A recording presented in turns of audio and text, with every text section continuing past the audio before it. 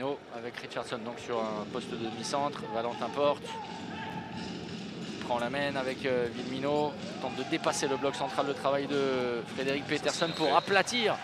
C'est parfaitement joué Zabic et pour permettre ce tir longue distance. Boum, Romuald Collet. Oui, très beau tir. Entrée de Jérémy Suti sur poste 2 défensif. Côté Valentin Porte ou Melvin Richardson au choix. Là c'est bien lâché. Et derrière au premier poteau, Yanis Len. Encore une fois, on parlait des meneurs de jeu, des demi-centres associés. Et là, ça fait plusieurs attaques. C'est Valentin Porte. Mais la différence avait été faite. Lindell entrée et c'est une Garche Doudé qui est servie pour la réduction du score. C'est très bien fait. Très bien fait. C'est tout simple. Bloc. La bonne Et anticipation. le ballon gratté avec Villemino, le duel à venir face à Yacine Idrissi, remporté par Kylian Villemino, le +3, le plus gros écart depuis le début de la rencontre en faveur de Montpellier, juste avant la pause. 50 jours que ce collectif existe, 50 jours qu'il demande un dialogue et pour le moment, pas de réponse.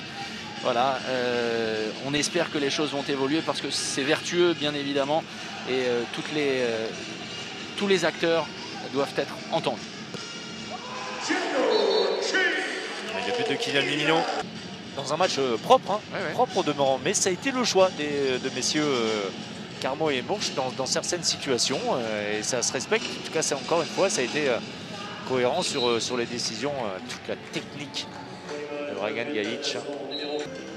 La muraille, ouais, bien avec du cran et du talent. Bravo, c'est bien. Denner et le 37e but de Montpellier.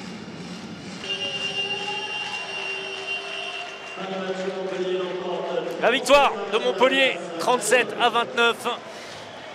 Logique, hein, vraiment très logique dans cette seconde période, largement dominée par Montpellier avec Limoges qui a un petit peu lâché à 15-20 minutes du terme de la partie. Malgré les changements, malgré les temps morts de Tariq Ayatoun, ce n'était pas suffisant. Montpellier était bien au-dessus, Thomas. Bah, clairement, je pense qu'à aucun moment les a inquiétés aujourd'hui.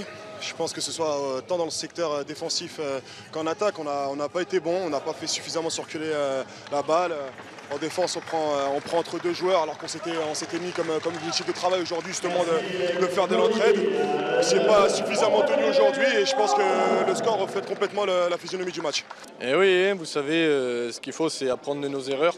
Mardi, on a fait match nul ici contre Schaffhausen et au-delà du résultat qui n'était pas satisfaisant, le comportement de l'équipe collectivement, que ce soit sur le banc ou sur le terrain, pas vu forcément une équipe très concernée, en tout cas un peu amorphe. Et ça nous a servi de leçon aujourd'hui. Jusqu'au bout, on s'est battu. On sait très bien que Limoges est capable de ne rien lâcher et revenir même en fin de match et à gêner beaucoup d'équipes comme ça. Donc on n'a rien lâché, le banc a été investi, les rotations ont été bonnes. Non, c'était un bon match, ça fait du bien. Maintenant, on a un gros road trip qui nous attend avec des matchs très importants.